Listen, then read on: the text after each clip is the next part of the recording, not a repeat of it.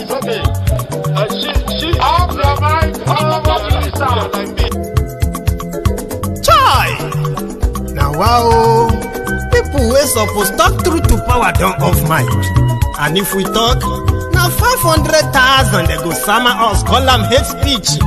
But fear not, Maiyegun don't come. Ingo torchlight every corner, nooks and cranny of all these bad people where they spoil our country.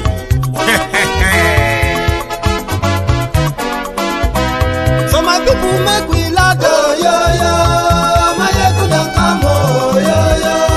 My people make we shout, oh yo yo. Maiyegun don't come, oh yo yo. Maiyegun don't come, man of the masses, oh yo yo. Maiyegun don't come, oh yo yo. Maiyegun diary Politico, oh yo yo. Maiyegun don't come, oh yo yo. This one not the off in mind, oh yo yo. Maiyegun don't come, oh yo yo. Can in the touch like every corner, oh yo yo. Maiyegun don't come, oh yo yo. Okay, some people be they holla say they want the power. Chai, them be promise us say we go get light and power. Nah. Them hustle sote they can't get the power. But now they know they do anything with the power. Every day, dollar just they get the higher power over Naira. Still them talk say make we off mind. But thank God say Maiyegun don't come. So my people make you laugh, oh yo yo. Maiyegun don't come, oh yo yo. My people make we shout, oh yo yo. Maiyegun don't come, oh yo yo. Maiyegun don't come, man of the masses, oh yo yo. Maiyegun don't come, oh yo yo. Maiyegun diary Politico, oh yo yo. Maiyegun don't come, oh yo yo. This one not they off in mind, oh yo yo. Maiyegun don't come, oh yo yo. Person where they do evil, no one make person talk. Them say that Maiyegun, that man too they talk. He too they talk. Say Maiyegun diary, he they hot like pepper. But every day, then they take money in bulk. Woman picking, they the street they hawk.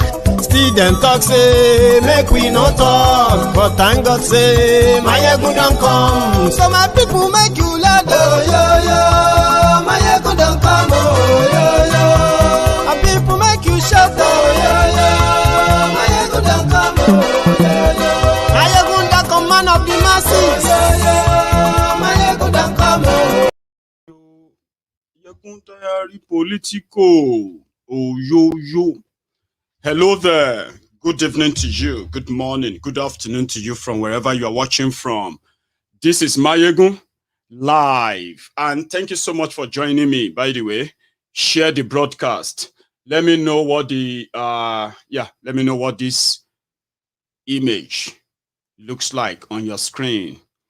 Tell me about the audio just before we get fully into it. It's going to be a fun night, and it's going to be really a soul-searching, conscious eating conversation again tonight. So if you have the time, relax, make some coffee. Let's get started.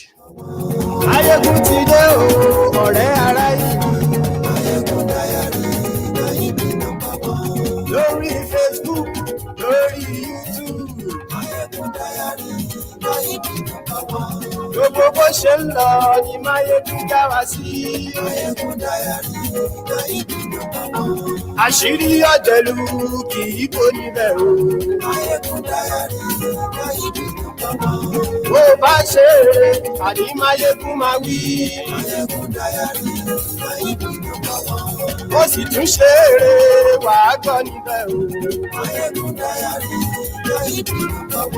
Maiyegun diary Politico.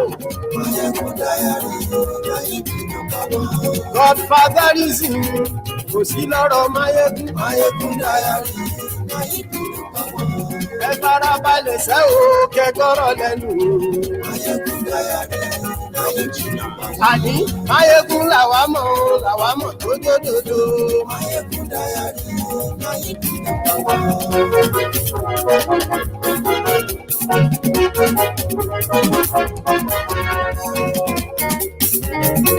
Àní ẹ̀sùn ràkì. Maiyegun ti dé. Maiyegun ti dé. Ọ̀jẹ̀lú ẹ̀sùn ràkì. Hello, viewers. You're welcome to another edition of Maiyegun Diary Politico. I am glad you tuned in today, and today's edition promises to be another explosive one as usual. Let's get started. Thank you so much, Joseph. I love that voice. Thank you. One of my amazing fans, Joseph, sent the audio to me, and it's quite classic. So if you haven't shared the broadcast before we get fully into it, please do.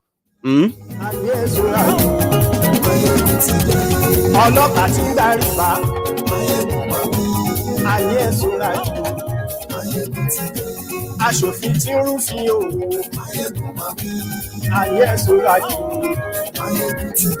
òkúra olóṣèlú ayé ẹ̀sọ́ra jù ọ̀jẹ̀lú ẹ̀sọ́ra jù. Maiyegun today.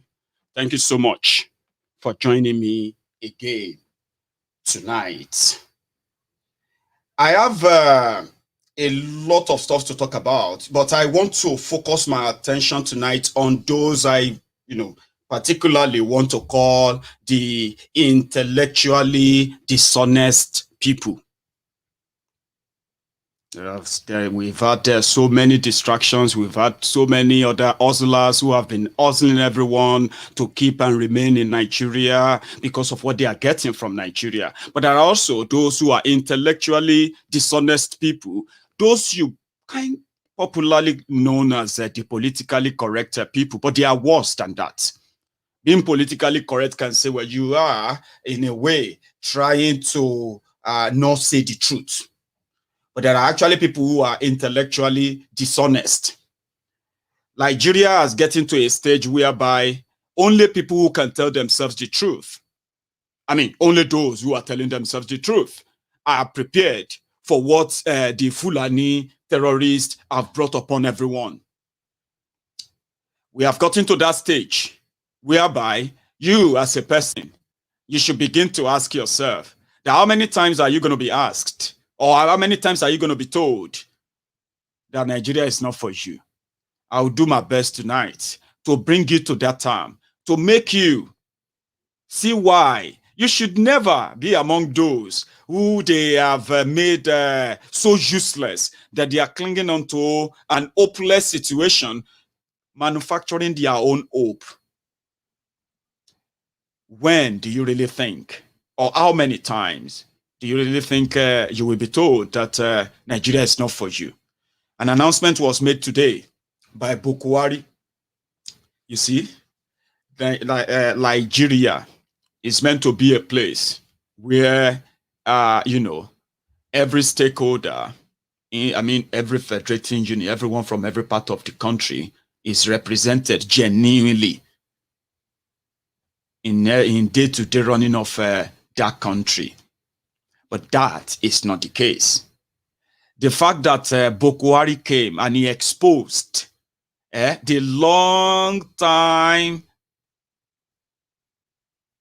imbalance, I'll use that word now, the long time imbalance, the long time overbearing, overriding of the rest of Nigeria by the Fulani oligarchs. It's only when Buhari came.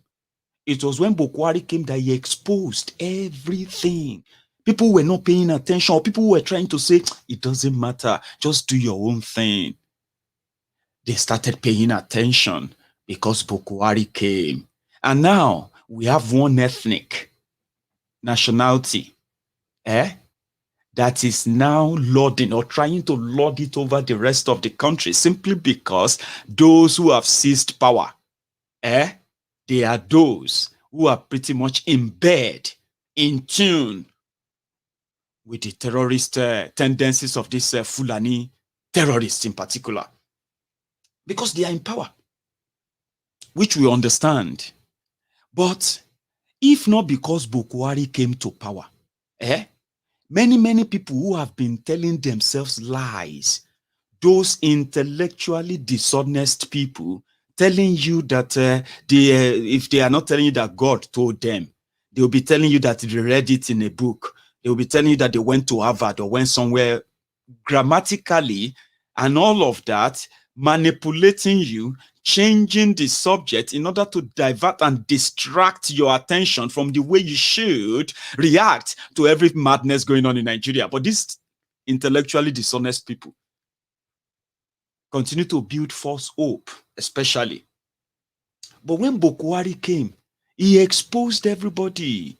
Alaye, carry your cross. All man to his tent. If you no be Fulani, forget it. If they give you anything in that Nigeria, just believe that now your God bless you. Like you have to be blessed by your God. You have to be, you have to be favored in order for you to feel like you are a Nigerian. So I have come to that conclusion that Nigeria is not for me.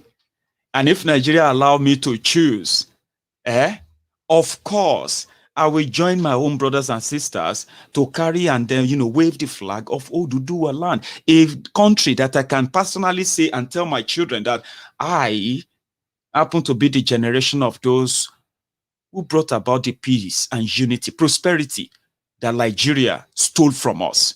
And that is something that we are asking for peacefully. So let's take it back again. Somebody was, let's take it back to where Buhari started from. The impunity that is now about to to break Nigeria into so many countries. The rest of the world know that it is just a matter of time. Whether it's going to be 5 years, whether it's going to be 1 year, 2 years, 5 years, 10 years, 20 years, they know there is a matter of time before Nigeria will completely disintegrate. It won't even last that long. Not with these guys in. Do you get what I mean now? They know. And when Buhari came in, as a reminder, he told all of us clearly that if you don't belong to the 97%, the 97% who gave him power, don't expect to be treated as a Nigerian. Forget it. And if you are ever treated as a Nigerian, as part of those who come from that part who never, the 5%ers, you should count yourself lucky. Don't think you should expect anything. And meanwhile, generally, everybody have to agree that they are from the same country and they have the same rights. But as we will have it, Buhari, who promised 97%, that they will be better than the 5%, at 97%, at 5%, at 100%, at 0, everybody is now crying, trying to escape from the terrorists that Buhari unleashed on them. Okay? So I have two guys I want to share with you. One is a certified, intellectually dishonest person, and he's going to prove me right very soon. Okay? If you ask those who want to keep Nigeria one, those who can speak grammar, speak carefully and all of that, those intellectually dishonest people, right? When you ask them, give us one reason why we should keep up, remain as part of Nigeria, to let you know that they don't have any answer, then they will begin to talk about round it. They'll be turning round and round and round, and then, talking jargons and jargons and jargons. By the time they finally come back to that question you asked, you will be tired of. Any answer they give that time, you just say, okay, sir. It is intentional, and we are going to expose them too. And that's one thing that you enjoy on Maiyegun's diary, Politico. You will be able to see through people.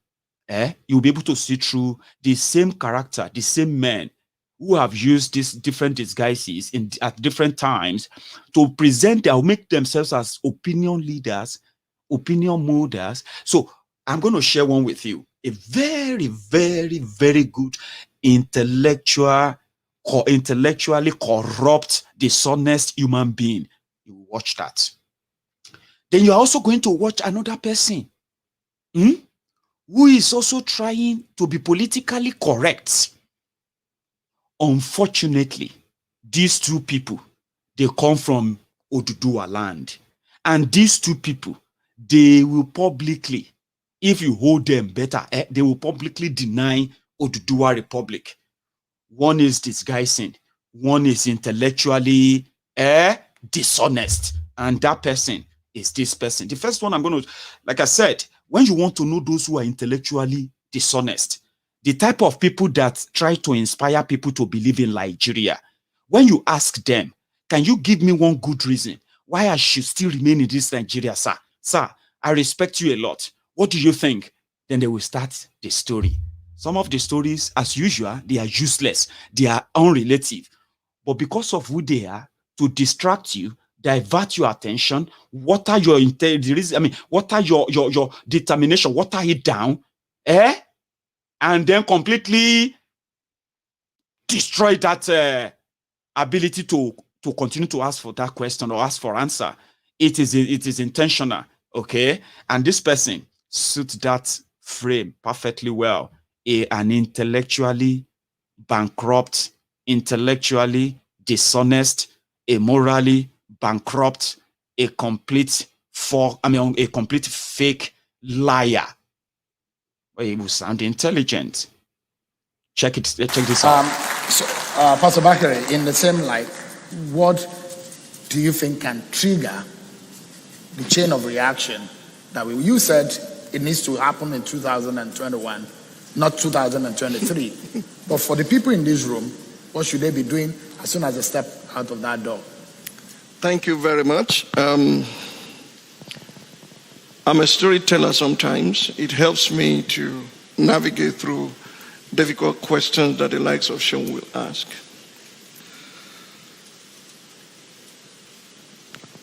When my second son was 10 years old, he told me, Dad, I would like to have a pool party.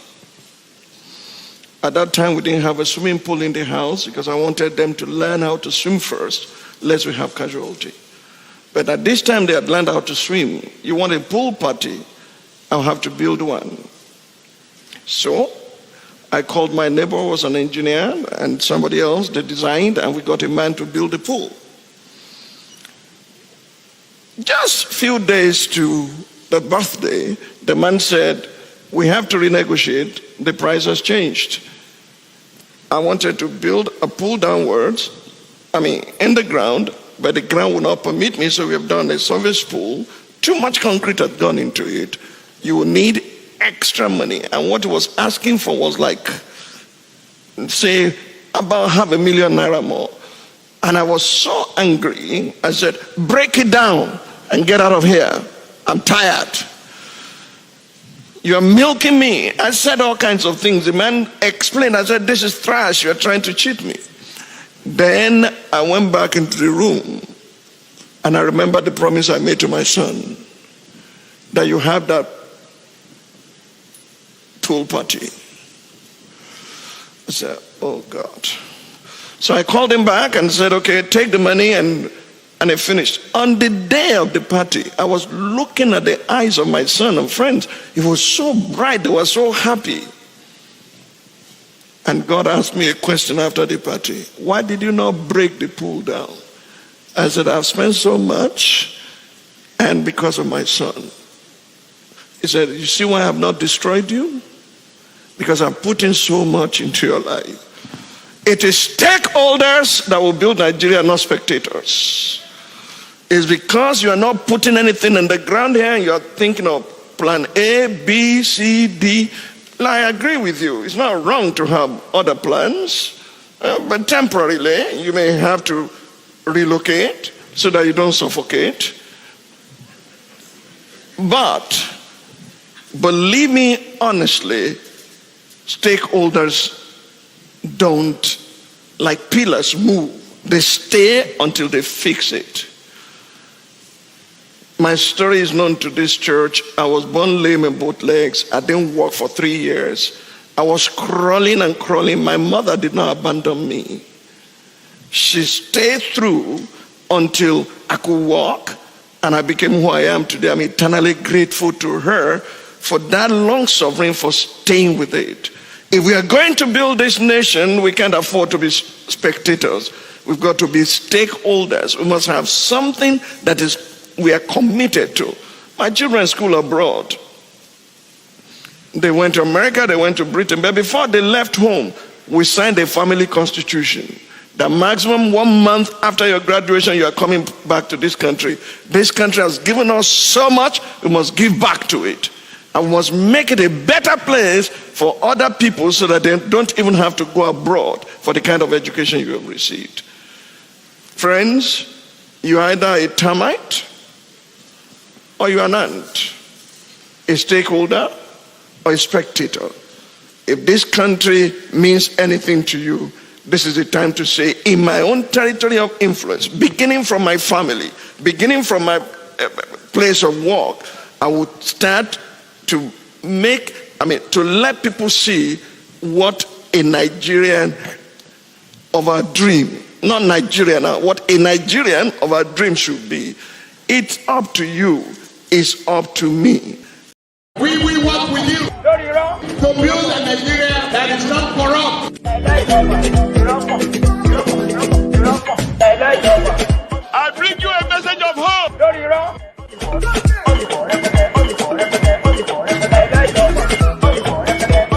We are going to spend a lot of resources on education. Do you understand that? That is what they do. Okay? They pretend to be intelligent. But did you hear that? It took you through the story of his son. His son needed a pool. And then the person was charging him more. They are talking about like Nigeria that is about to break up. Is bringing the story of his own son's birthday. And then, because the person wanted to charge him more, he told him to just break it. He picked the word break Nigeria to break my son birthday pool. He is a rich man. Are you with me? He is rich enough to build pool for his own children. He is rich enough for his children to avoid completely that rotten, destroyed education in Nigeria to go to America. He can afford it.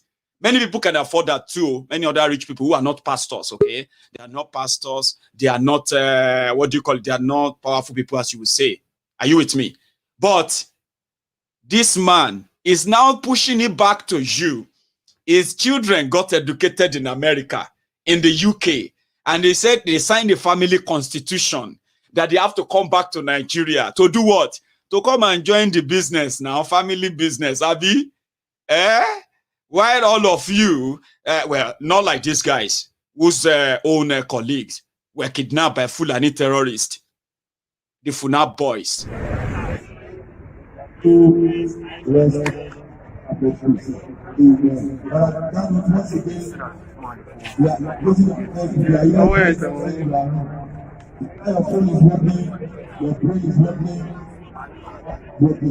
the three things you need to be working at this point.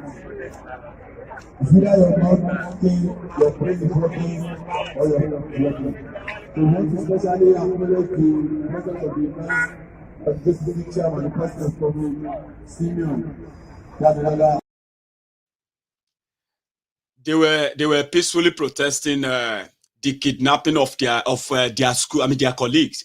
They still haven't told us if they have found them. Are you with me?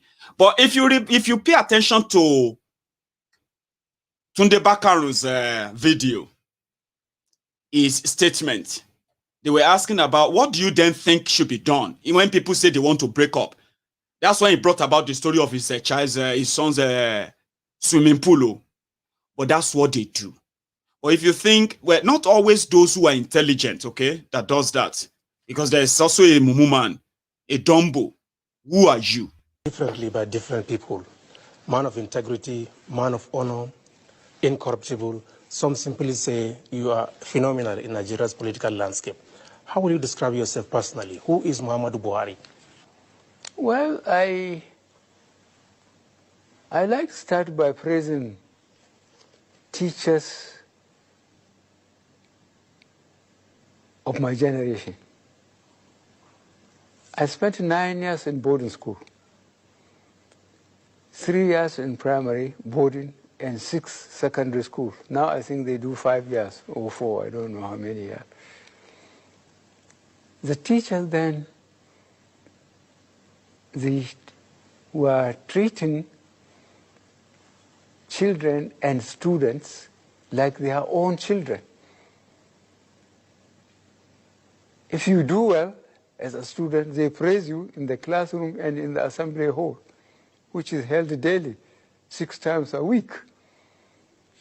If you misbehave, you will be flogged in front of your class or in the whole assembly hall. So the best out of you is brought physically and academically. You have to be well to survive. You have to do well, be doing well to survive. I was a class monitor. I was a junior prefect. I was a senior prefect. I was a head boy. I earned all those, and I know what I went through. But without good teachers, I wouldn't have been able to do it. So who is Muhammadu Buhari? I think I went through hell throughout my career in the military. I was a lieutenant in Lagos during the first coup, 15th January 1966. And if you bother about Nigerian history, you read coup, counter coup,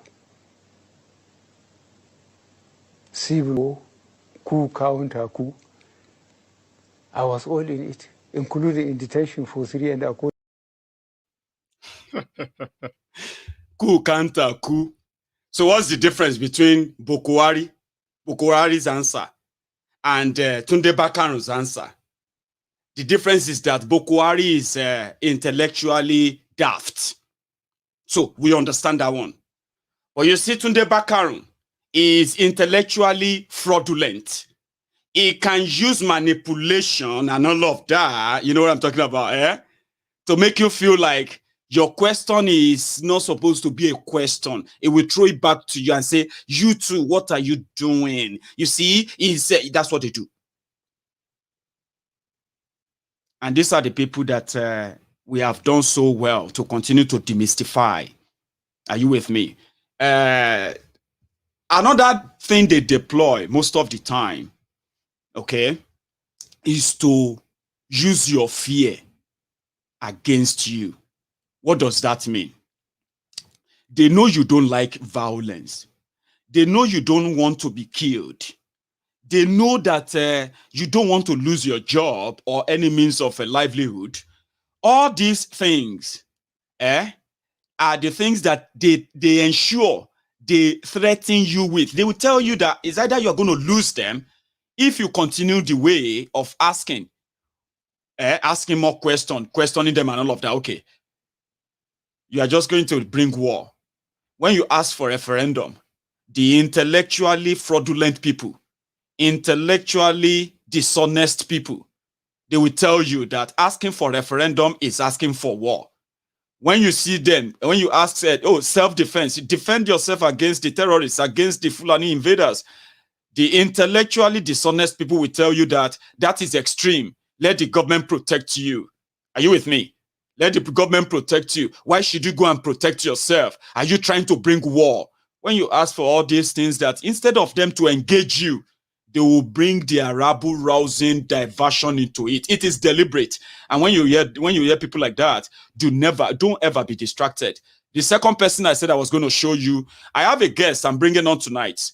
To my friends who have been using the Sendwave app through the link in Maiyegun's Diary Politico and on Maiyegun's Diary Politico platform, Josh is going to be joining us from Florida, United States this afternoon. Is the representatives of the Sendwaves. He was here a few weeks back. Then he's going to be back tonight to answer your questions. I'm going to bring him on rather in another maybe 25 minutes. Okay, so he will answer all your questions. He's probably watching as well,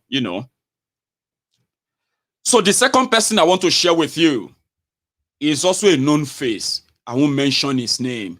This time around, I want you to pay attention, as that one too, instead of him to use his position, as the representatives of the gods in Yoruba land, don't let me break it. But about the disguise, He's talking about, but I want you to pay attention to the keyword of what he said, what he had to say in this video.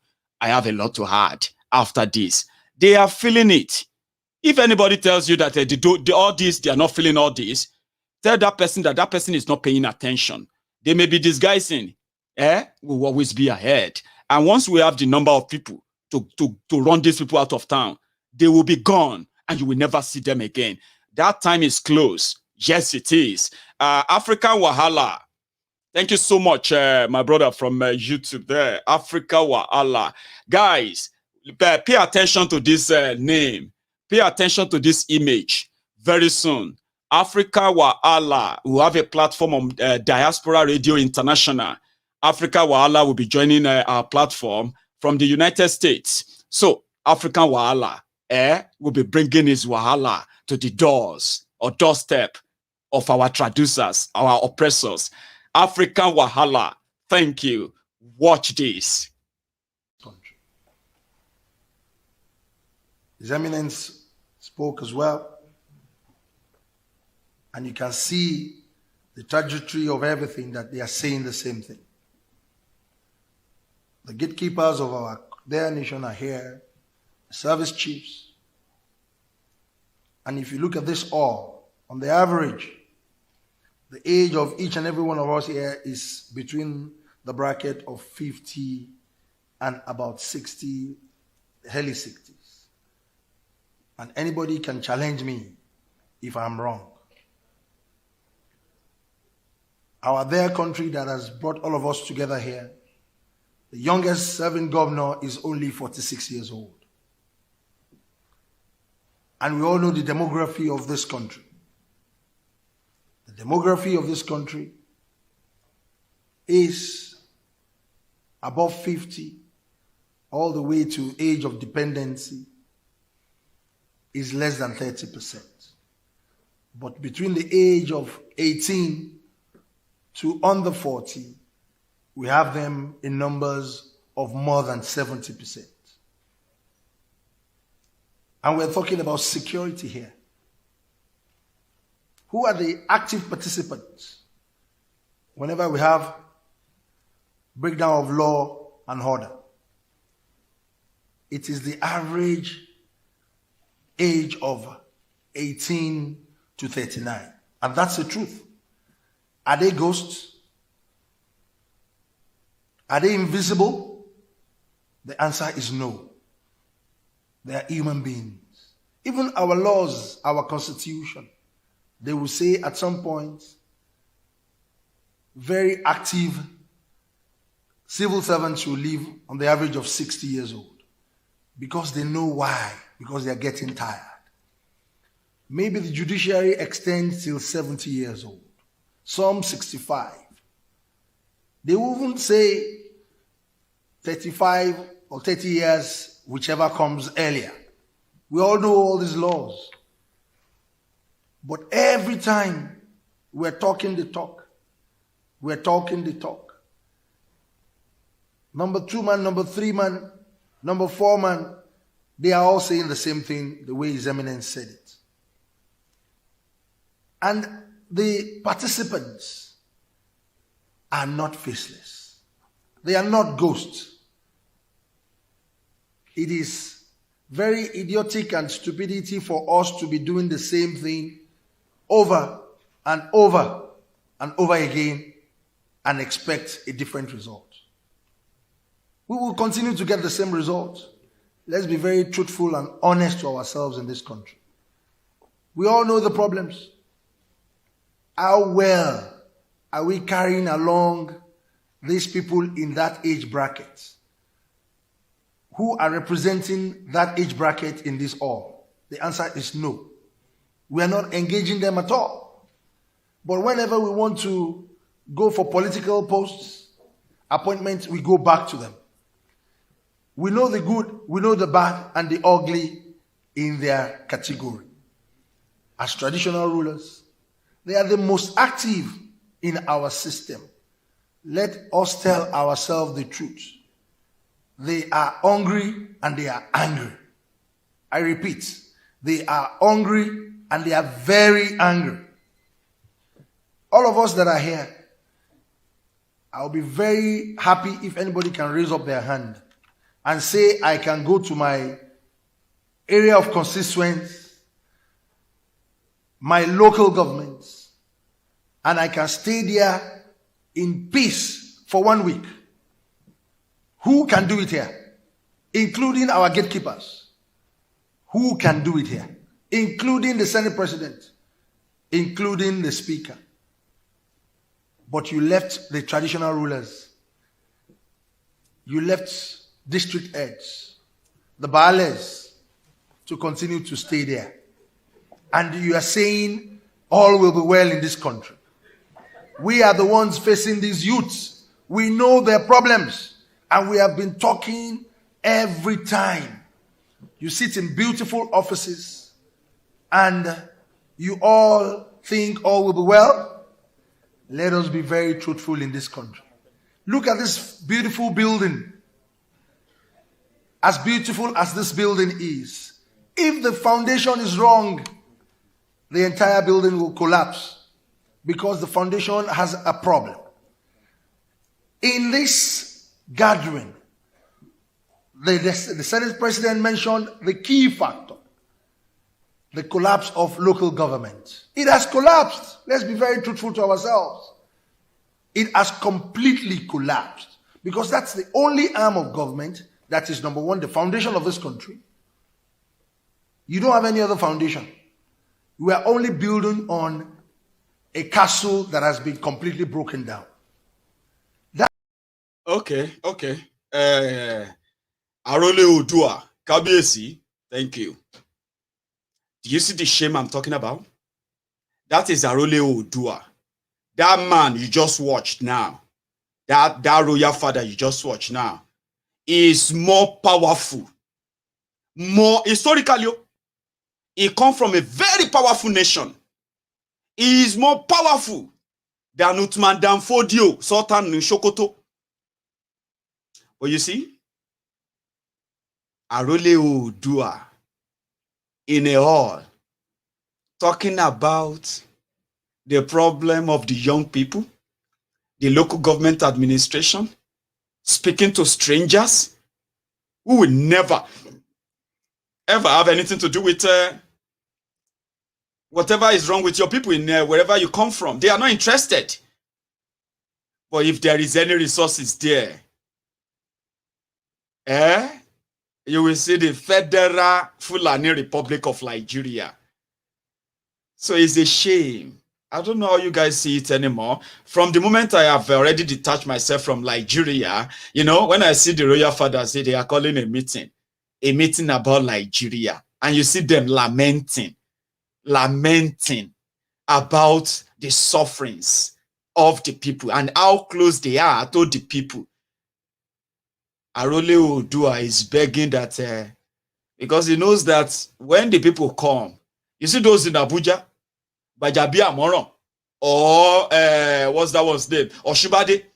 The rest of them, even your first lady in Lagos State, your mommy in Lagos State, Remi Werekwe, they will, from Abuja, they will pick their second passport for their second countries. Boom, they will be gone. They know that the royal fathers now them go first feel the product. That is why the people we have to first draft into the Oduduwa Republic campaign are the royal fathers. Tell them the politicians will abandon them.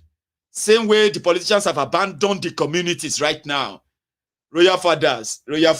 Now, Fulani terrorists are kidnapping royal fathers. Royal father, they pay ransom. When we were growing up, they said you said there's something called Kakaki Oba. It's like this long trumpet. You know, they blow it whenever a king wants to enter a town. They say if you steal Kakaki Oba, if you steal it, where are you going to blow it? That people will not know. So you can't steal Kakaki Oba in Yoruba land. Not to talk of stealing Oba. Do you understand that narrative? You cannot steal the voice of the king. That is that long trumpet. Woo! The old people in that town, they will know, hey, somebody powerful is coming. That must be a king. Now, if you steal it, what are you going to do with it? That was what we were told when we were growing up. Now that now that I have grown, now that I have grown, I have realized that they don't see this Kakaki Oba. We forget Kakaki Oba. They will take the whole king. Kabiyesi they pay ransom. Irumole, everybody just bone. That's the situation. So we should begin to tell our royal fathers in Yoruba land that number one, you all of you are just figurehead. They put all of you under the local government administration. Even if they tell you that you see Alaafin for you, by law, Alaafin for you is under the local government chairman, Atiba local government chairman. Do you know that? But if the governor of the state, whoever is the governor, if he feels like, okay, I want to respect him, I just, like that.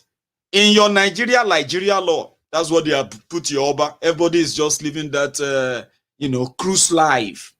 That is why Arole Oodua, when we were growing up, I remember what the story my friend, a brother, told me the last time I was in London. And he said, when Ojaja traveled to Shagamu to install the Akaribo, the Ojaja, well, Ooni of Ife told the story of how Ooni of Ife, anyone who is Ooni Risha, they don't go out. Once they make you Ooni, nobody will see your face again. Do you understand that now?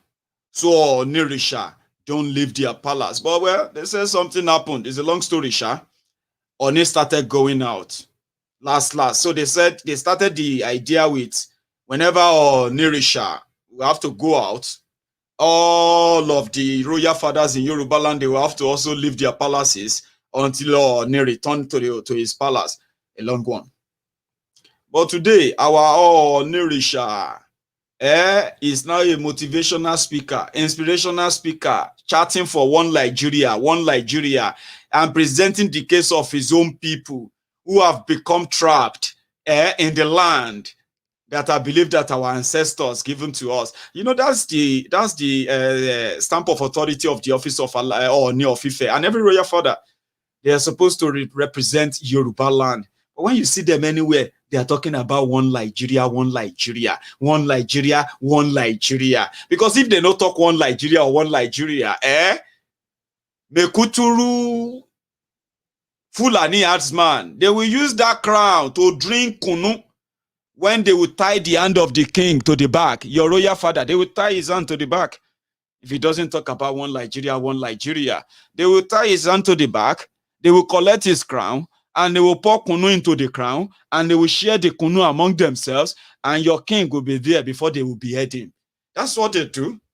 And that is something that the millions of us should be ashamed of. We should really be ashamed of this. And that is why when you see Ooni go out to beg, let's remind you that, Ooni Risha, when the sky come falling, I hope they have provided you your own private jet in times of emergency. I hope, Kabiyesi, because stay in Ife. Don't go to all these places again. We have said this many times. Every time you go out there to promote one Nigeria, what you are promoting is that you are promoting the continued genocidal attack on the Yoruba people, which the Fulani terrorists are currently carrying out. So when you listen to all these guys, I'm saying it to you now, please don't listen to them. Please don't listen to them.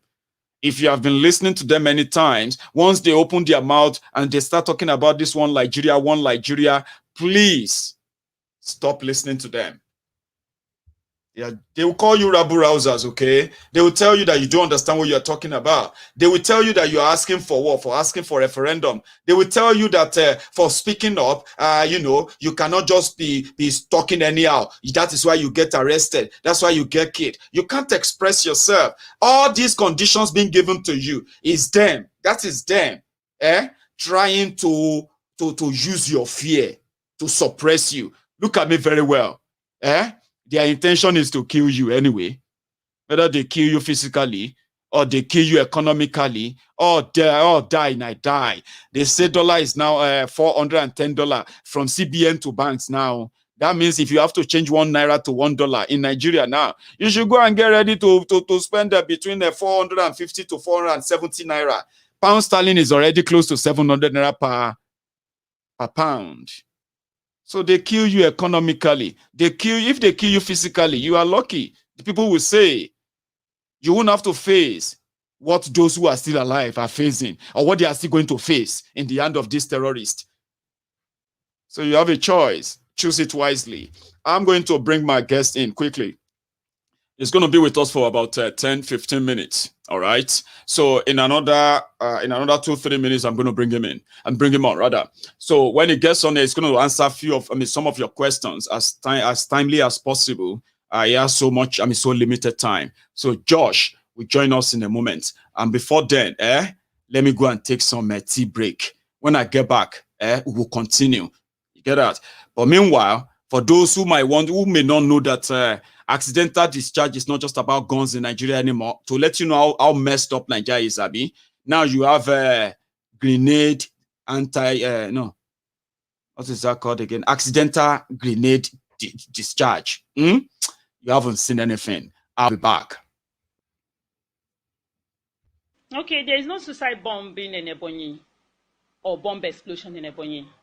Actually, today, regrettably, a mobile police inspector, E.D. Aminu, a personnel of Mopu-32 Abakaleke attached to African Special Duty, while handling his hand grenade, which he hooked on his belt. According to them, his own elbow hit the hand grenade forcefully, and the thing exploded and killed him. There's no suicide bombing. There's no explosion in Ebonyi. It was as a result of an accidental discharge of a hand grenade that killed the mobile police who was handling it. Yes. Okay. So that was what happened. There's no suicide bombing in Ebonyi. Okay, considering the security situation of the country, whosoever that posted that video has actually caused trouble. He has misled the reading public a lot. Please let this news go very wide. That in Ebonyi, there's no such thing in Ebonyi. It was just like I said, I want to re-emphasize that what happened today is an unfortunate incident for the Nigerian police. An inspector of police was lost today as a result of his own equipment, which he goes to work every day. Hand grenade is actually popularly known as tear gas.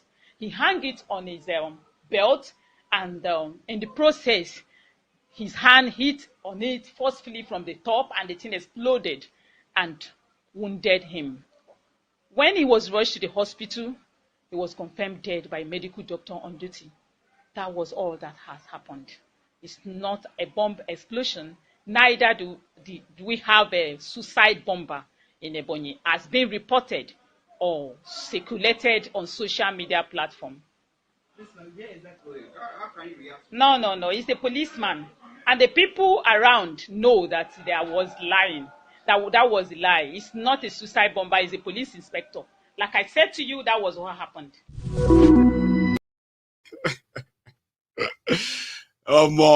That's Nigeria police.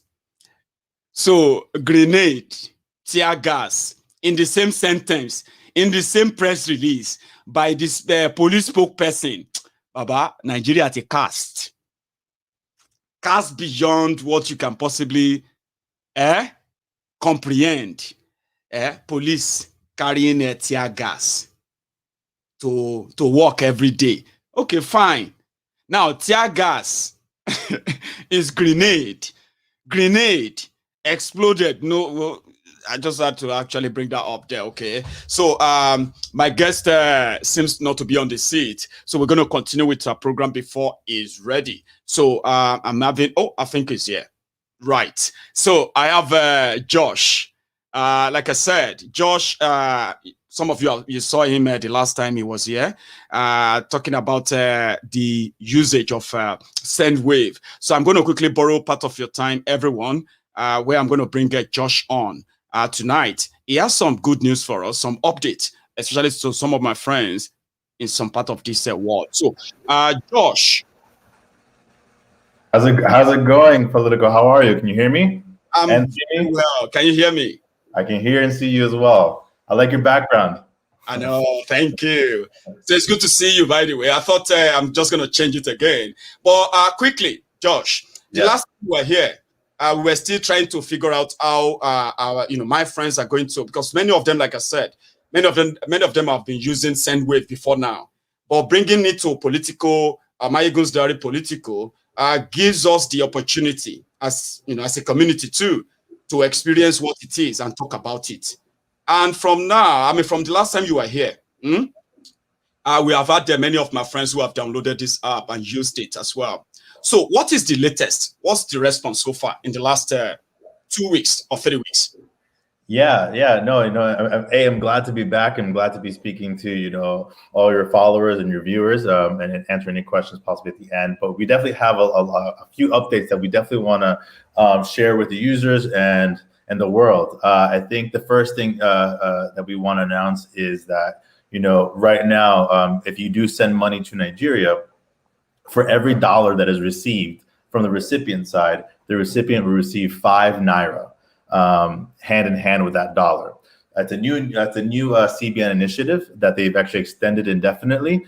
So for example, if I'm here in the US, UK, Canada, France, wherever I'm sending from, and I'm sending money to my loved one in Nigeria, and I send, for example, $100, that recipient and my loved one can go to the bank and pick up that $100 cash, USD, as well as receive 500 Naira from the bank teller as well. So that's $5 Naira for every $1 received. So that's the first update. I think it's a great incentive, definitely for users of Sendwave who are interested in sending money to send now more than ever. More money is never a problem, right? Shouldn't be or should never be, right? Exactly. Told me that new banks you'll be adding new banks to the platform anytime soon. Just like some new countries have been added too. Correct. You be specific on that, please.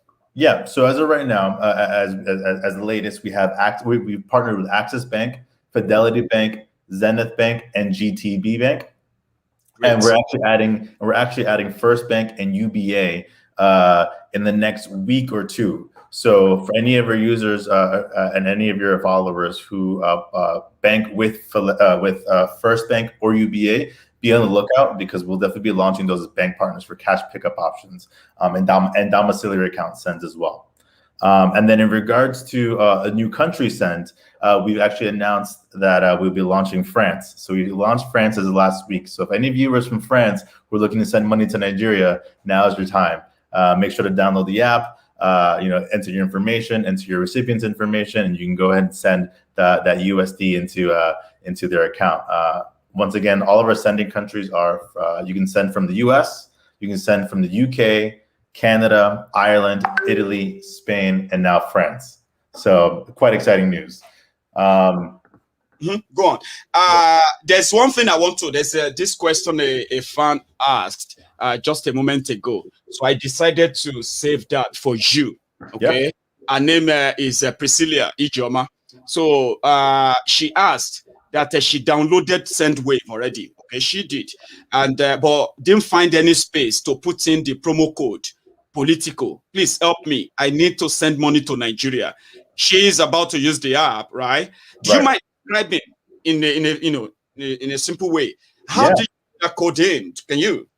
Yeah, and that's a really great question, Priscilla, and I'm glad that you answered that. That's going to help a lot of users who may have the same issue. So when you download the app and you log in, you'll see a screen just like this, and on the top right corner, right over here, where you have a little profile picture, just click on it, and then it says enter promo code. So I don't know if you can see it, but enter promo code, and that's where you can enter the word Politico and receive $5 or €5 or £5 to your first transfer.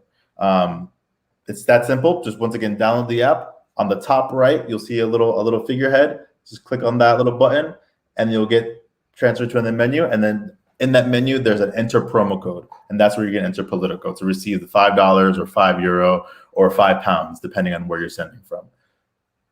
I told my friends the last time that it is always free to send money through Sendwave, and I've had about 30 of them who have used the promo code as of today, from the last time we checked. So, and then we've had about 100 and something who have downloaded it as well. They've not really used it. So what would you like to say to because I know what I'm going to say to them anyway, but what would you like to say if you encourage them to use this app? I mean, it's free, isn't it? So it is free. It's affordable, and it's free if you're sending from the UK. If you're sending from the UK or anywhere from the European countries, it'll be free. But if you're sending from the US, we do charge only 1% fee on transfers. Probably one of the lowest associated fees in the market with any money transfer app. But if it is completely free if you're sending from the UK or any of the European sending countries. And for anyone who has downloaded the app and has not sent as of yet, like I said, it's prime time to send money now. Like I said, the new CBN incentive, for every dollar that you send or for every dollar that is received from your loved one in Nigeria, they'll receive an additional 5 Naira. So more money in their pocket for sure. We have a great incentive for any new users. Politico, put in the promo code Politico to receive an extra €5, £5, $5. And then also really quickly, lastly, we do have a referral program.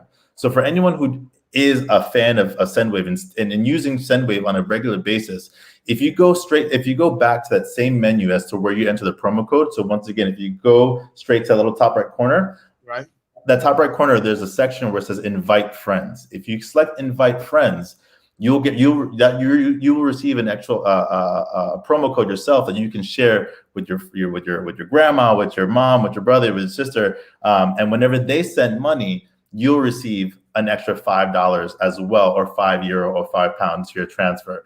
So we're there's a lot of great incentives. So if you have money, go ahead. I'm hearing that for the first time, by the way, George, that if you use the referral, I've seen the referral, button on the app. So if I use the referral button, it generates me a code, which is a promo code. And if I give that to somebody to use, then if they use that, I get £5 from exactly.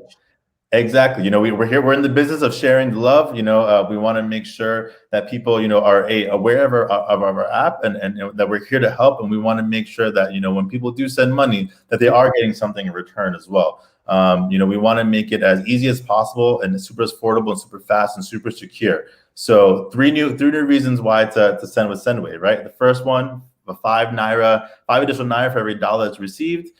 We have a referral program, so the referrer gets 5 initial dollars or pounds or euros if they refer a friend and they use a special code. And then also new bank partners. We have Access Bank, Fidelity, Zenith, GT Bank, and now we're launching First Bank and UBA in the next week or two. So if there's any more reason to send money now, it's those reasons.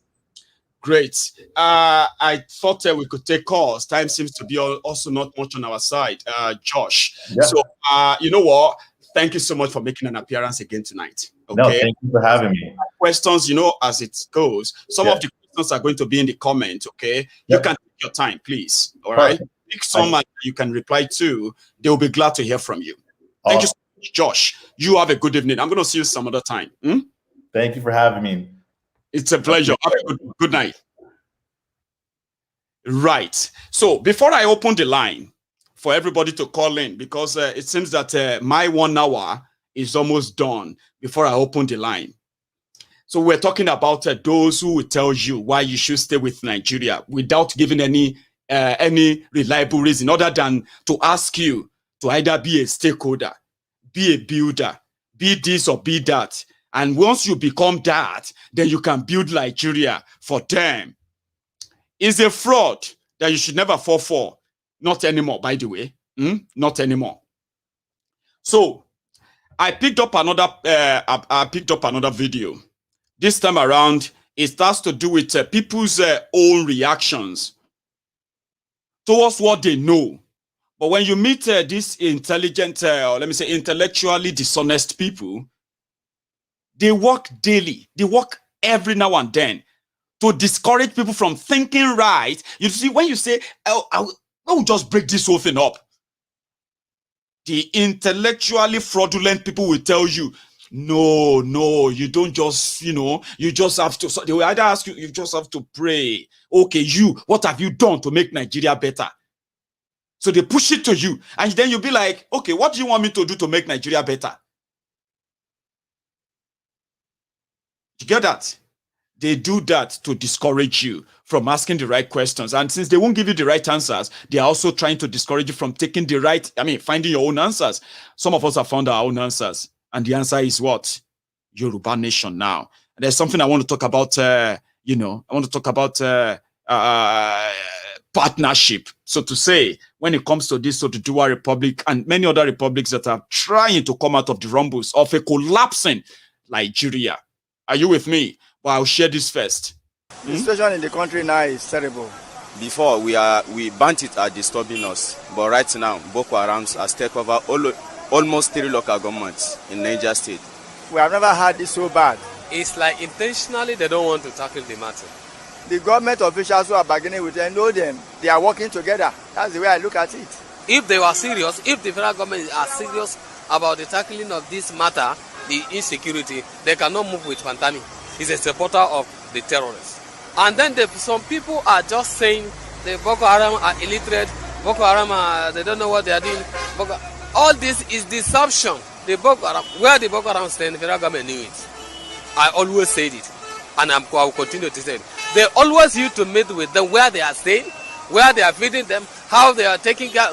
They are always together with them, and they are deceiving people that they don't know where they are. It's not only Fantami. We have one medical doctor consultant in 2009 for second attack of Boko Haram, 2009. The first attack of Boko Haram is 2006. In the second attack, he carried firearms, fought with the military. When military went to arrest him, the hospital authority under the Professor Otman Kari, they put him to ambulance to keep the Kano from Kano to Egypt. After 8 months, came back. He's working in the teaching hospital. He's a Boko Haram member. So they have a very terrible plan against Nigeria, particularly this government. And the Mr. President is aware, and he knew it. And they did it because they want him to take over. President Buhari can never fight insecurity, because insecurity had brought him into this power, and he can never fight it.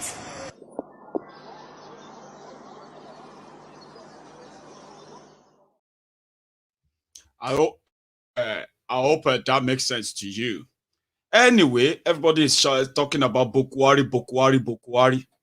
Well, we found him again, or we found the mask wearer, whichever one you want to, all right? So we found him, and he had this to say too. This is a situation that only God knows when it will happen, and it happened. And it happened at a time when the security situation in the country is a fundamental issue. And to lose such a choice officers just increase our problems. But we know what we are in for, and we will continue to work hard and pray hard so that God will give us the power. And SWAT, and SWAT, and SAS, and Olofa, and Olofa, and SWAT, and Buhari, and Buhari. Olórí burúkú ni wọ́n aládẹ̀wò. Ẹ kórí burúkú ẹ bá Nàìjíríà jẹ́. Ráìsì di 1 foreign rice tá a tún wá ń jẹ yìí. Ó sì ohun rẹ̀ ń jẹun, ohun dájú ní táwọn ń jẹ lọ. Kò ní yẹ yan ó pa ni. Ó dàbẹ̀ kórí.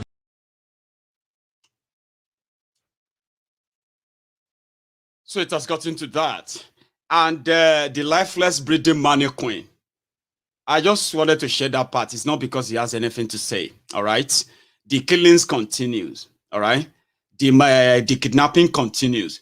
Now, us in Yoruba land, we are, like I told you, now we are having the cases now, 2-3 kidnappings in different parts of Yoruba land, at least every day.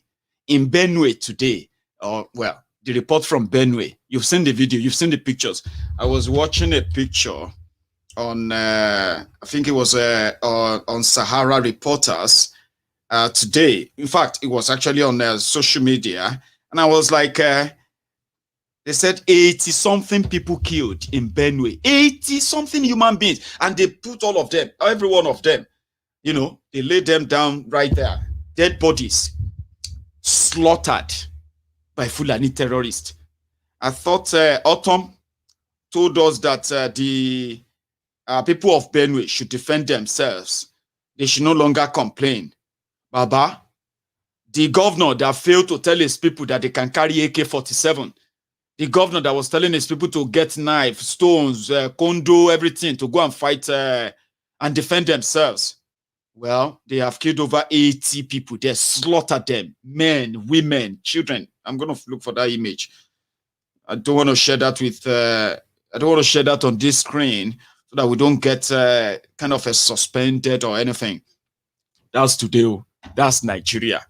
And every day I keep telling people that those who are trying to be politically correct, those who have always been intellectually fraudulent, you know them. They have faces, they have names, they are people you know. And every time they speak, they tell you to stay in Nigeria. They're asking to be safe somewhere else. It's asking for war. How can you be asking for referendum and somebody will tell you that because God told him, or because he's done so well, or because he saw one vision, or because he read it somewhere, that Nigeria was still going to be great, and therefore you, the potential victim of this invasion, you have to wait too. Their children have a passport of different countries. I hope you know that. Their children are citizens of different countries. And they are not just citizens, they are pretty much like privileged citizens in Nigeria, privileged citizens elsewhere, all over the world, because they've bought it for them with your money. And such people will come and tell you, that stakeholders build Nigeria. Build where?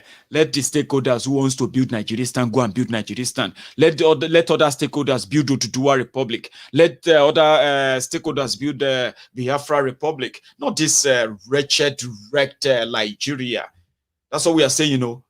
So how many times do you? How many times do you have to? We have to tell you that Nigeria is not for you. I can go on and on and on so many things you know about yourself. Things that makes you have to be treated just exactly where you come from. I have grown up. I've grown enough in this world to know that you know, the Igbo profiling, the Yoruba profiling, and all other profiling in Nigeria has finally now zeroed down onto the Biafrans. They are gaslighting them. Not because they started it yesterday. They have always been doing it, but many of us have never paid attention. And here we are. I was screaming, shouting, telling you, they say, Maiyegun, shut up, come back home, blah, blah, blah, blah, blah, blah. They are going to kidnap you from your way to school. They are going to kidnap you from your different, you will be doing burial. They will come in and they will take you.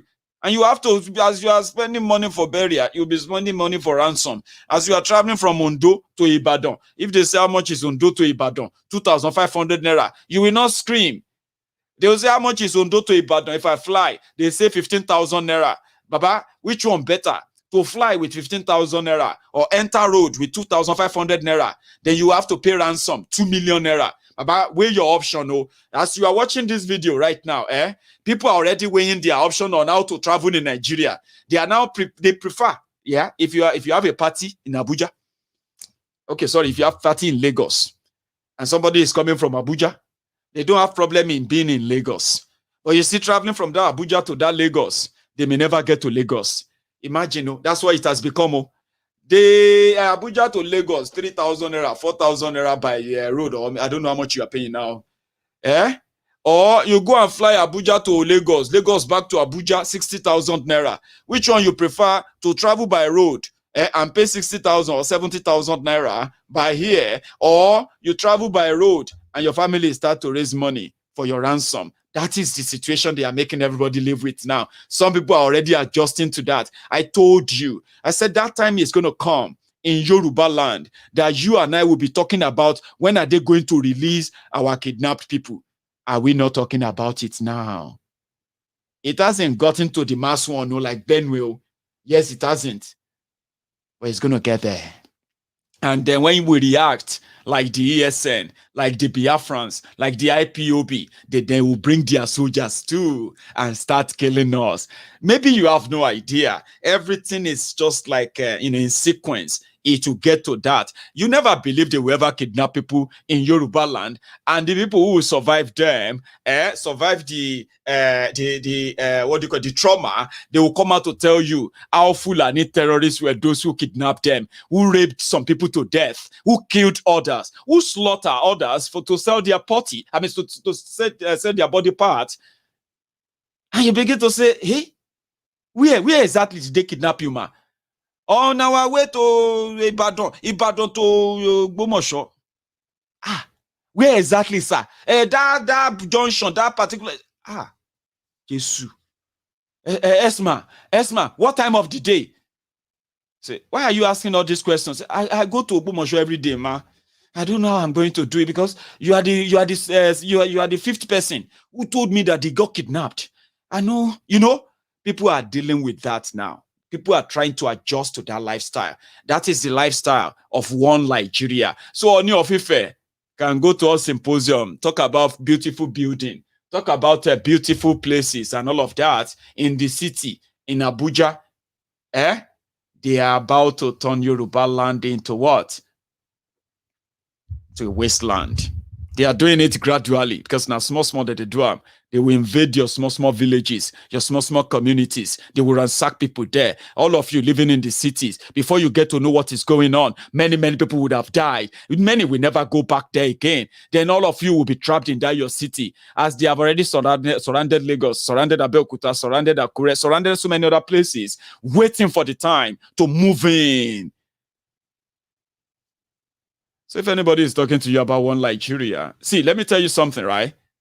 As I'm sitting there with you in the UK right now, officially, I am still known as a Nigerian. I still carry that passport. That passport, I've been looking for it. It's so useless enough that I've left it. I can't tell you. I can't even find it anymore. I mean, for the past 2 years. And I believe that it should be expiring this year. I have no business in Nigeria. I have no business anywhere, going anywhere. You get what I mean? Continue with your what view. That's the situation.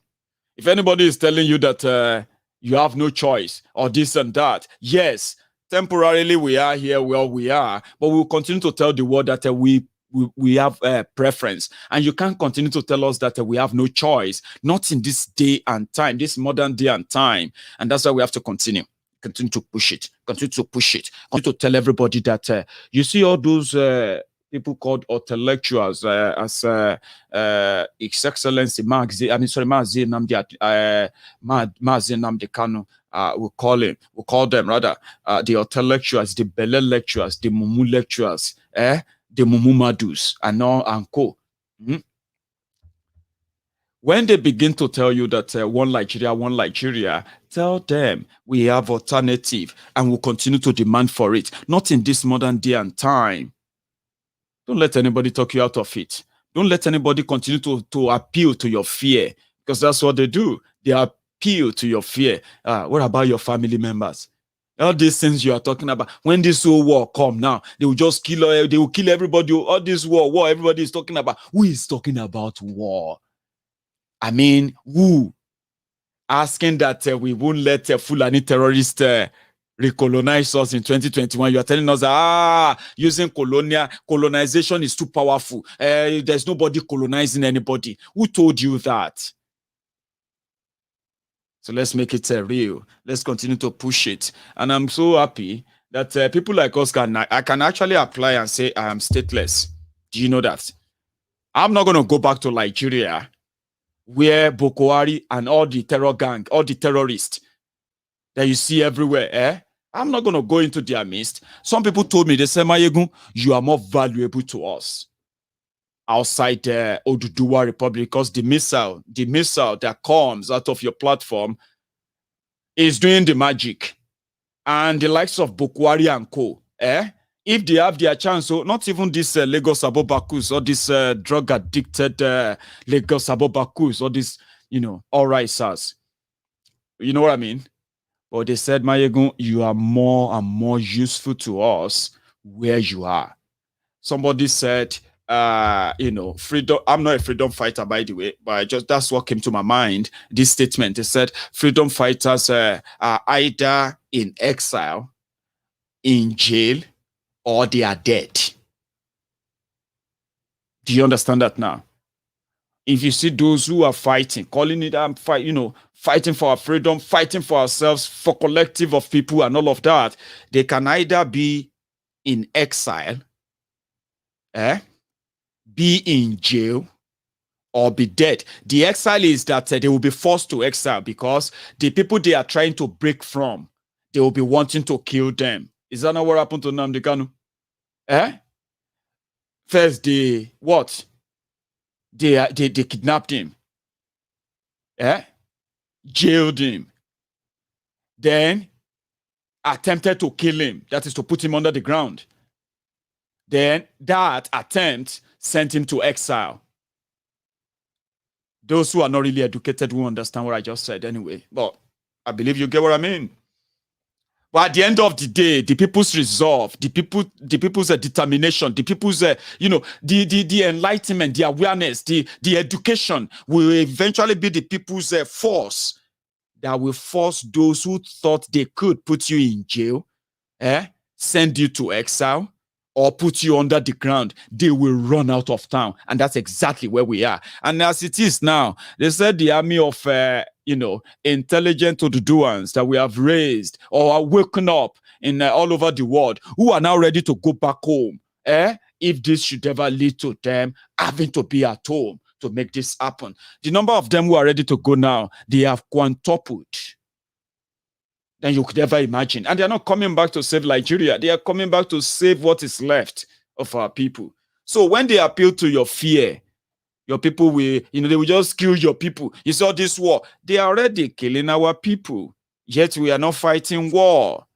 They are already kidnapping our people, raping our women to death. Are you with me? Butchering our people and selling their body parts, harvesting their organ and all of that. They are already doing all of that. But standing up to defend yourselves or ask for a self-determination or your own country, then you will see people who are from your region, Southerners, intellectually bankrupt, intellectually corrupt, morally fraudulent people advising us. We're not going to listen to anybody anymore. We've never listened to them. We will never listen to them again. Every now and then we will continue to demystify them, and you will continue to stay focused. Are you with me? You will continue to stay focused. And that focus is that the end result. What is the end result? For me, it is Oduduwa Republic. I have told people, I said, Yoruba man can campaign, can fight for Biafra Republic, but a Yoruba man will never make a Biafra Republic a reality. It is the Biafrans that will make a Biafra Republic a reality. An Igbo man can fight for Oduduwa Republic, but an Igbo man is not going to give you Oduduwa Republic. It is only when you, the Oduduwans, want it. And I'm glad that it is going to be a matter of time. Very soon, there will be this national call to ask everybody in Oduduwa land, do you want Oduduwa Republic? And with one resounding loud bang of voice, they will say it's a resounding yes. We are getting there. Are you with me? Everybody will carry your own cross. But as we do so now, we are brothers that will hold our hands from Yoruba land to Ijo land, to Biafra land, to Nupe land, to the TV land, to the Jukun land, to the land of everybody, every nationality that make up what is today called the Southern Nigeria. Are you with me? We hold ourselves. Everybody will speak for himself. Oh, I want to be part of that your country. No, we want to be our own country. Make it open. Make it clear. Let people decide. That's what we are asking for. That is not war. I mean, in everything I said now, where did I actually ask us to go to war? But when you see these intellectually fraudulent people, they will change it to it. It's not that easy. sometimes they will tell you, the North will not accept. How can you, an educated human being, engage in a conversation, and the next thing you are going to say is that the North, they are not going to agree. So who cares if the North agree or not? Do you know why you are still with Nigeria? Because the South hasn't agreed. They haven't agreed either. The South, they have not agreed to break away from the North. So once the South agree, piece by piece, everybody go come out cutlass. They go to cut himself out, small. Anybody who wants to stay with Nigeria will still stay with Nigeria. But we are so close. We are so close. And I'm so confident about that. I'm so happy about all our rallies coming up all over the world. So extremely happy, I have to say. And for those of you who are still planning yours, especially in Asia, in what do you call it, in the Arab world, you know what I'm talking about. So all of you should bring it on. Coronavirus is subsiding right now. Everything is going down, and then the social distancing. Announce them in all your gatherings. Come out on the chosen date. Pick your own date. Make it global. If I see any of your gathering, sure, I'm going to bring the whole summary of the day every day that this launch of a worldwide rally for Oduduwa Republic kicks in. Sorry that I've used an extra 20 minutes. You will love that, won't you? I'll open the line now. My first caller. Hello. Oh, Maiyegun. Yes, sir. How are you? I'm very well. How are you? I'm good. I am an Ijebu man from the Yoruba nation. I have declared myself citizen for life. Fantastic. So now you are live. Your name, sir? Emmanuel. This is my third time calling. Listen, I have seen your. Yes, sir. You played Boko Hari a little while ago. The video, yeah. Right? Mm-hmm. Did you look at his face? I did. You know, he's the only one in the whole world wearing a mask that is tied around his neck. Around his neck. Mm-hmm. Doesn't that tell you something? You know, I've told people, I said, when people said Buhari was not wearing mask, I said, even World Health Organization told us that you can't wear 2 masks at a time. You know that? No. Well, I know that, but listen though. Don't let me take this too long. Okay. Because I know other people want to talk to you. Yeah. Now, remember, Unarmed Kanu told you that he was wearing a prosthetic ear, right? Mm-hmm. Doesn't that prove something to you? I think you and I are on the same page, sir. I believe that the reason why they have to He cannot wear a mask on the protected ear; it will fall off. You see, and it's young.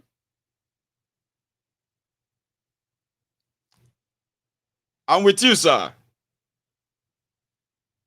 What happened? You see, and it's young. Hello. Hello, sir. Yeah, Maiyegun live. Yes, sir. Yeah, I'm so happy. It's one of the best days that I've had talking to you. Thank you. You have so discipled a lot of people. But let me introduce myself first. Thank you. My name is Fred, and I'm calling from Atlanta, Georgia. Fred from Georgia. Go on, sir. Yeah. Let me not take much of your time. You have done a great job. You have discipled a lot. And I want to tell you, I am from Imo State, a proud Biafran. The one that the father fought for that war that we are talking about, the civil war in Nigeria. I am saying to you that you have done a great job. Thank you. You opened the eyes of many you might not even know. People like me, at the beginning, trust me, I was thinking Nnamdi Kanu is becoming unbecoming. But then I found out that through you, because I am this kind of person, I do not like when people forcefully, not false, but forcefully on people. To me, you become another kind of Hitler or anything. But when I started listening to you, I started reasoning, and I started to come in parallel line with Nnamdi Kanu. I found out it was the pain in his heart that is letting out. Through your program that is a Yoruba man, I can now accept what my Igbo brother stands for. I started seeing videos of him when this thing has not climaxed, has not gone to this particular junction. That's right. I saw those videos, and he did not upload all those videos. You were the one from Oduduwa Republic that actually brought out that video. That particular video is an eye-opening for most of us who at the beginning, we did not accept his message. Now, when you look at him, you will find out that he is a transcendent voice of the people, transcending voice of the people. Each day, he keeps getting louder and louder and stronger and stronger. And each day, this agitation of breaking off from that particular zoo republic called Nigeria, every day that call is bringing in effort and effort. Honestly. It is waxing stronger and stronger. Even some of my friends, I am sorry to say, who are Yoruba, whenever I speak in line with what I don't even call Nnamdi Kanu. I've never even told anybody that I'm a follower of Nnamdi Kanu, but I tell people that I am follower of Maiyegun. And I'm telling you, my brothers from Yoruba, they will start saying, that is the national anthem of those who does not believe in the true. Well, they publicly, even on this platform, Fred, on this platform, so many people were wondering, how come it's so easier for the Biafrans to mingle with the Yorubas, even mingle with other people from everywhere on Maiyegun's diary Politico? Like, it's so easy, but they didn't know that it didn't come easy too. And that was why when Mazi Nnamdi Kanu said, go and listen to Maiyegun. You see that Yoruba boy? You see that Yoruba boy? Listen to that boy. I was like, somebody sent me the video. I'm like, this is great. Because even our own, my own Biafran brothers and sisters, right? They will still watch my video. And they will still be like, look at him. He's a Yoruba man. You can't trust him, John. Some of them have been watching me for the past 6 years, but recently they are beginning to now say, if I say this Maiyegun is real. So Fred, what you are saying tonight means a lot. So thank you. Thank you very much. I'll speak to you again. Thank you. Thank you very much. Thank you. God bless you. And you too, Fred. It's all this validation and all that coming from the people who have indeed really paid attention, followed. Imagine somebody's telling you that I converted him to begin to listen to Mazi Nnamdi Kanu. I mean, that's something big. Biafrano. Hello. Hello, Maiyegun. Hello, sir. Good evening, sir. Good evening. Your name? My name is Sunday, calling from Dortmund, Germany. Sunday from Dortmund, Germany. Sir, you're live. Yeah, I just really want to appreciate the good job that you're doing. Thank you. Trying to open the eyes of a lot of people. And the time has come, a lot of eyes has opened. And Nigeria is going to disintegrate. Everybody will live peacefully on their own. That's right. That's my comment. Thank you very much. Thank you so much, Sunday. We want everybody to live in peace. I mean, let's part in peace. We can still be brothers. We can still be neighbors. Are you with me now? What is the population of Ghana? What is the population of all these other places? Even in Africa, where many people are currently earning their own living now. In Africa, Nigerians. Hello. Hello, Baba. Sir, this is Ade from Glasgow. Say that again. I just want to say hello what you're doing. Ade from Glasgow. Ade from Glasgow. Is that right? Yeah. I just want to say Thank you for what you're doing. Thank you. I want to say much. Bless the righteous walk for the people. Have a good night. And you too. Thank you very much for calling in tonight. Okay, you have a good night too. All right, sir. You too. As my own family in Glasgow. You see, Maiyegun's diary is helping me to find all my other brothers and sisters in Glasgow. Sir. Yes, I'm calling from Canada. Your name, sir? Justin Attahiru. Yeah. Thanks for the great work you're doing. Thank you. You see that country called Nigeria. Let me call it a zoo republic, like my great leader Nnamdi Kanu calls it. That zoo.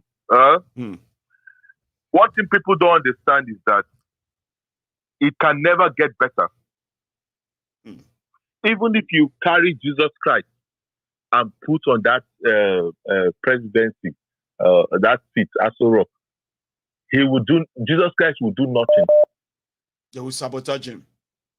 Yeah, exactly. He will do nothing. All his effort will just come to nothing.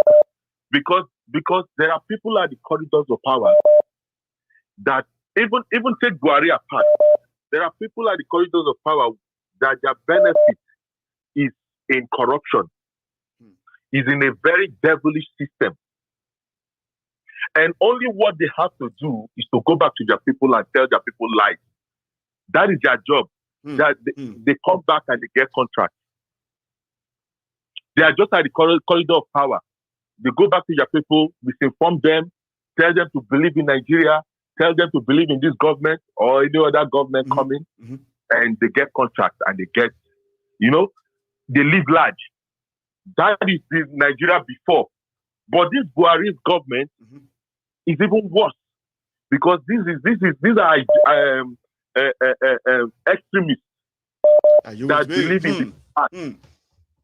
These are extremists that believe in the jihad, and this is their only opportunity to achieve this jihad for themselves. They see it as the last opportunity. Without this opportunity, no more for them. So they are very desperate. They don't listen to whatever thing you have to say. They don't care. Or whatever thing that moves Nigeria forward. They're not interested in that. Anything that would enhance their cause to achieve that their Islamization. That is only what they believe. And if you want to be on their page, just support that ideology indirectly, whatever way you can.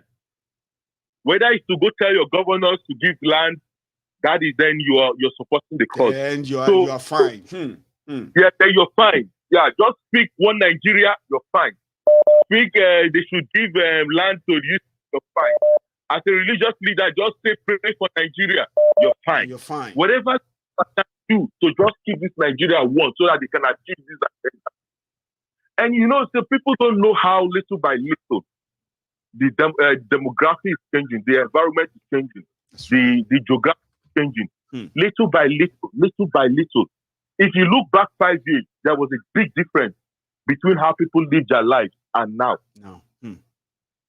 There's a big difference. You're slowly they are crippling in.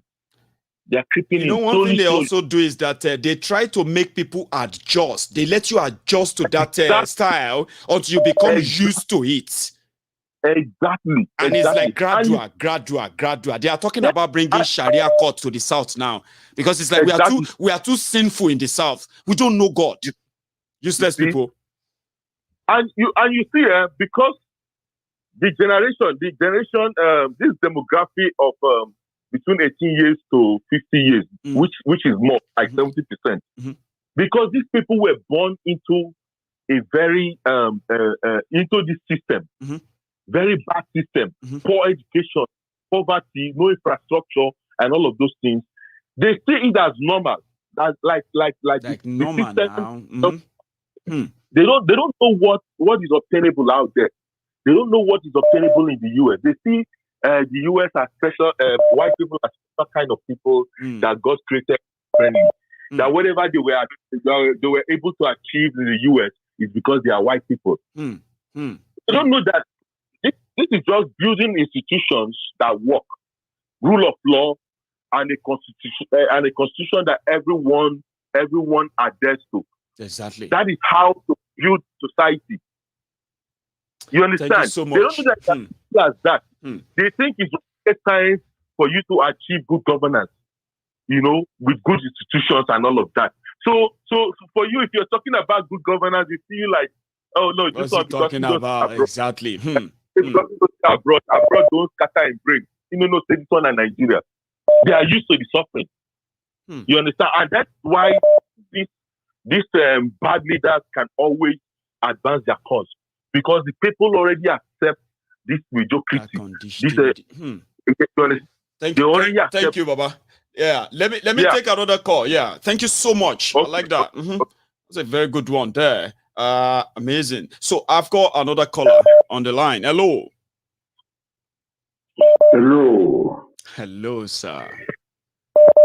Greetings, Maiyegun, General, Original, Yes, sir. Reporting live. my name is Chukudi, yes, without partiality. Thank you. Chukudi, did I get that right? Yes. That's amazing. Now, Baba, you are live. Thank you, my brother. Yes, sir. Some of them are dead and not living this life. Because 1 + 1, they're not keeping, right?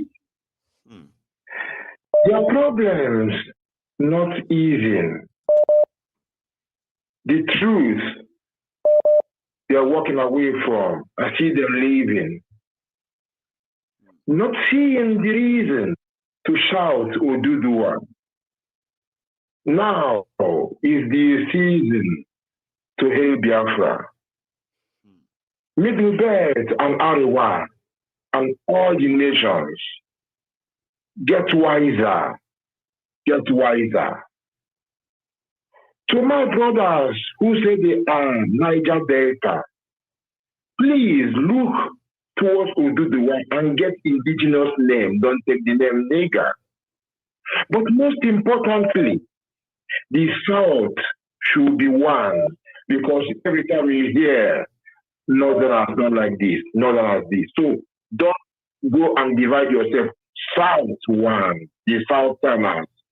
Don't forget the jokes of the government, of the governors. We know they're listening to what is happening, but we don't trust them. It's we the people. My brother Maiyegun, Fulani emirs on their throne, they have images of cow. So all they do must have cow. Take a look how. Now, to cow, they bow. Many times, how they claim to have killed Shekau. My brother, Maiyegun, a word is enough for the wise, but a book is of no use for the fool. My people, be no fool. Stay and stand strong and do your best. Don't deal with Nigeria. Don't deal with Niger area. This is not indigenous to you.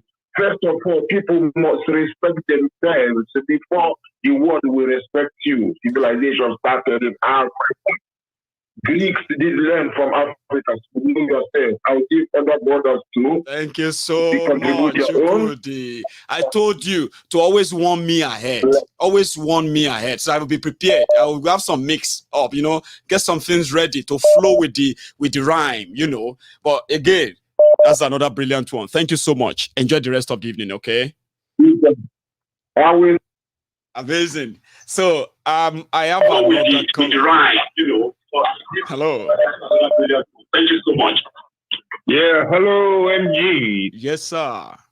Your name? I've been trying to get to you for the past 4 weeks now. No luck. I know. It's been like it's you know. Well, I'm glad you made it. You know what I mean? I can't explain it. It's a war on this phone. But I'm glad you made it. Your name? I'm so glad to be on air. Honestly, I'm very happy. Me too. I've been following up all evening. I've been seeing some comments online as well. And I can notice that we all have different levels of understanding at this stage. And you are very correct. We are bringing some new people on board. And some of these new people seem not to really understand the dynamics of what you are doing, the dynamics of what older patriotic Nigerians, not those political politicians. We're talking about people like them, Sunday Igboho, and all that great Nigerians, Nnamdi Kanu, what you guys are doing. Some don't seem to understand it. Now, well, I want to cut short my conversation so that other callers can come in. So what I'm going to say is that you, Nnamdi Kanu, Sunday Igboho, and we are many. The whole host of you strong, solid guys. What you have been preaching, you know, I would advise that you educate the Nigerians more, especially about referendum. I promise you, my brother, over 70% of us Nigerians, we do not know what referendum is. Go and ask anybody what referendum is. The first thing they think is war. They think you are about to go and carry guns and go and start shooting people. But to simplify things, I just want to quickly chip in. If I'm correct, tell me yes. If I'm not, correct me. Yeah? Okay. Referendum means that, okay, for example, because it's very good to do things with examples, yes? Yeah. Igbos want to go their own way, yeah? Or call it Biafra want to go their own way. Now, what the government should do is invite every single Biafran, no Arewa, no Yoruba, no other person involved. That's right. Give all the Biafrans a paper and let them mark whether they want to stay or whether they want to go. That is what referendum is. Simple. Do the same as thing. ABC. Very simple. Exactly.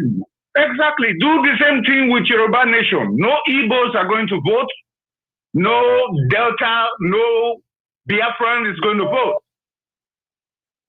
And in addition to what you said, after the people have chosen that they want to go, right, then the rest of the country, they will now receive that confirmation at your National Assembly, where you also have Biafran senators, Biafran lawmakers. Then you will now they not to vote to pass. No. They will adopt that decision of the Biafrans. Then they will now set process in motion or now to disintegrate and part Biafra out of Nigeria. Very easy and simple. That process can take another 4 years, another 5 years after people have voted to leave Nigeria. The process of breaking away can take another 4 or 5 years. Then it will be after that 5 years that they will say, we are going to declare Biafra Republic on October 1st, 2022. You know what I'm talking about? That's how referendum works. It's a long process. But it's a process that involved everyone. That's what people are asking for. It is not war. My brother, continue, sir. It is not war, my brother. You know, those people who are trying to make it war, it's either they are deceived or they are ignorant or they are trying to manipulate us. Or they're trying to manipulate not us because we know what is going on. They are trying to manipulate the ignorant Nigerians. So we need to keep educating the ignorant Nigerians that look, this is what, okay, when I say ignorant Nigerians, I don't disrespect them. I just mean that they need to understand what a referendum is. Referendum is a vote, but it is not a national kind of vote.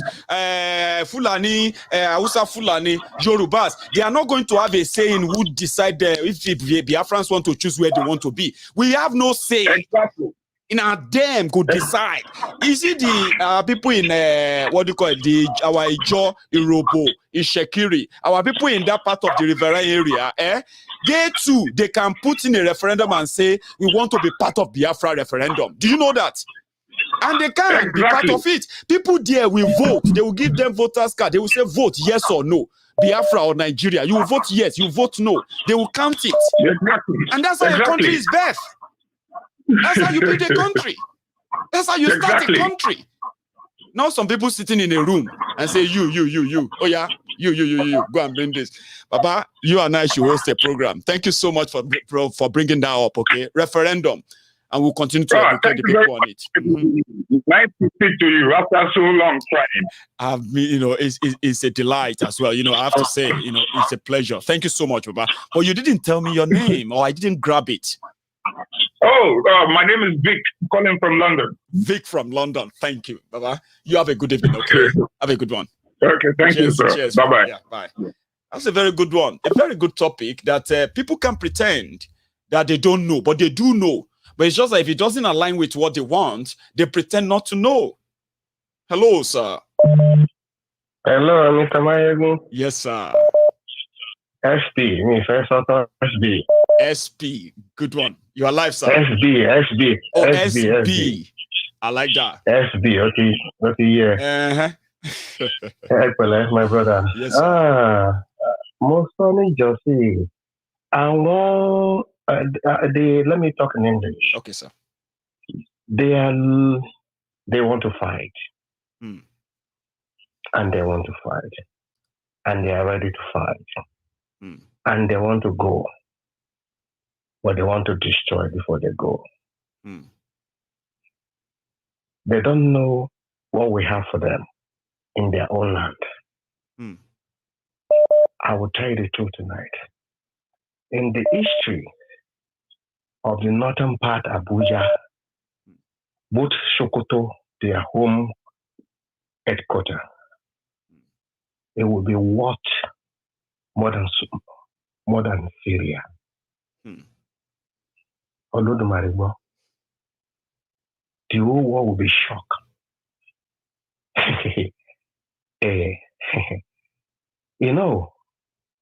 What I just see about the Nigerian governors from the southwest and south, instead of them to say the truth, nothing but the truth, they are playing games with their incoming generation. And I will tell you the truth.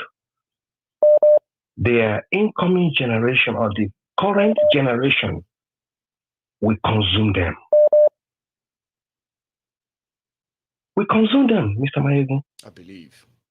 This young generation, we consume them.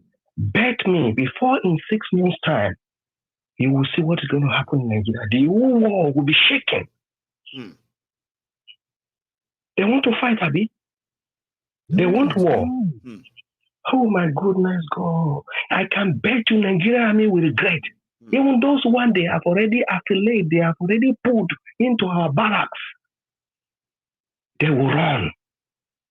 Because these young generations, you see them, but you never see them, my brother. They are just like a ghost. When they come out, even the fake one they put in Aso Rock, it will evacuate the country. It will run away. You know, anything I say is true, my brother. Anything I'm trying. Because if you see what is going on seriously, where I'm afraid a little bit is that the Yoruba don't need to play game here. Yoruba don't need to play game here. The Niger Delta don't need to play game here. Even the Igbo don't need to play game here. If they make a very strong mistake to play game, they will suffer for another 100 years. This is the right time to exit because there is a lot of things going on international. You see some of those letters they are sending to the United Nations. Aminat is there, is blocking it. You know what I mean? But Aminat, let me tell you something. Aminat is the secretary to the United Nations. The PRO is a Fulani. The West African is a Fulani, okay? And then in the African soil is a Fulani as well. They have already pulled themselves into a lot of high post in the world. But one thing I know is this. Ogun Oja Yorùbá rí. At all. Ogun Oja Yorùbá rí. Rẹ́rẹ́ àrùn, my brother. Àwọn fẹ́ wá jà ní nǹkan tó wà ń lu wọn. Nǹkan táwa ní fún lu wọn mọ́. Robot ni. Ṣé tó bá ní náà máa pa? God will help us. Thank you so much. The British have already the British have already warned them. They washed their hands off. They have warned them. They washed their hands off. They have warned them that look. They have warned them. They told them these Yoruba people that want to fight you, be careful. Be careful. Seriously, we are not going to be part of it again. That is the end of Nigeria. They cannot contain. They cannot help Nigeria again. You better give them what they want now before they will consume you. But no, they are feel strong. Iran, Iraq is supporting them and bringing all these things down to Nigeria. Okay. We'll see how long that will last. Thank you so much, sir, for calling in. This is where I'm going to. Yeah, I'm proud of you. Thank you very much, sir. Thank you, sir. So this is where I'm going to draw the curtain tonight. My time is up. 2 hours is almost done. Many of you want to call in. I know it's been a war of the fastest fingers and all of that. But I'm going to be back tomorrow. I'm back to work tomorrow. But I should be here. If there's any raging topic to talk about, to update ourselves, and also to continue to get our people aware, to be aware of the upcoming rallies in the city next to you. You might not even know that there is a city rally for the Dua Republic next to you, even in your own city. So on Maiyegun's Politico platform, on Koiki, on Citizen AY, on so many of these platforms where you will be able to get first-hand information about the Dua Republic, Yeye Dara show, Mama Esa board, because I know she does say one or two things as well about the Dua Republic. These are areas where you can pick up information about what is going on, okay? Keep yourself up to date. Don't get tired, all right? If you are not the type that love to sit back and watch videos like this, plug in your headphone, okay? Put it somewhere very safe, and then you can plug in your headset, okay? Enjoy the conversation. Sometimes these two can actually help relax your mind, take your mind away from some troubles, and begin to put yourself in that subconscious state where at least you'll be solving something in your mind.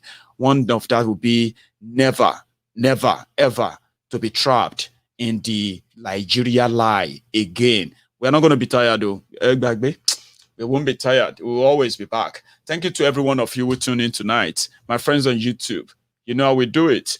If you haven't really subscribed to Maiyegun's Diary Politico, you can do it before you go tonight. This is your second time, fourth time, or 10th, the 10th time. Come on, you can drop that bar now and click on that subscription on your screen, okay? Give me that thumb up right there. Let me see, where do I always check that out? Show you, yeah, that thumb up under the video. Come out of the chat on YouTube. Come out of the chat, okay, for a second. And you see that thumb up, thumb down, share, and all that stuff. Give me that thumb up. I'll see you tomorrow. Everybody, stay safe and good night.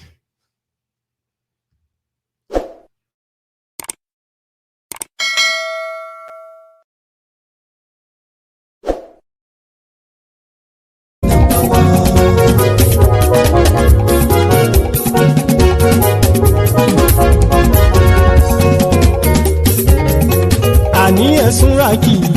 Maiyegun ti dé. Maiyegun ti dé. Ọ̀jẹ̀lú ẹ̀sùnra kì í. Maiyegun ti dé. Àní ẹ̀sùnra kì í. Maiyegun ti dé. Lórí Facebook. Maiyegun ti dé.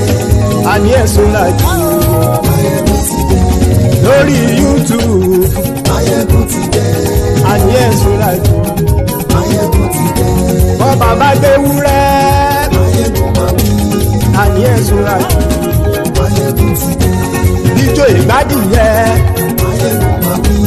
àní ẹ̀sùn àjò Maiyegun ti dé. Pẹ̀sìdó bá rúfin o àní ẹ̀sùn àjò Maiyegun ti dé. Kí gómìnà kówó jẹ àní ẹ̀sùn àjò Maiyegun ti dé. Ọlọ́pàá tí ń gbà rìbá àní ẹ̀sùn àjò Maiyegun ti dé. aṣòfin tí ń rúfin o. Maiyegun máa wí. Ayé ẹ̀sùn ràjò. Maiyegun ti dé. Òkúra olóṣèlú. Maiyegun máa wí. Ayé ẹ̀sùn ràjò. Maiyegun ti dé. Ọ̀jẹ̀lú ẹ̀sùn ràgì. Maiyegun ti dé. Ayé ẹ̀sùn ràgì. Maiyegun ti dé.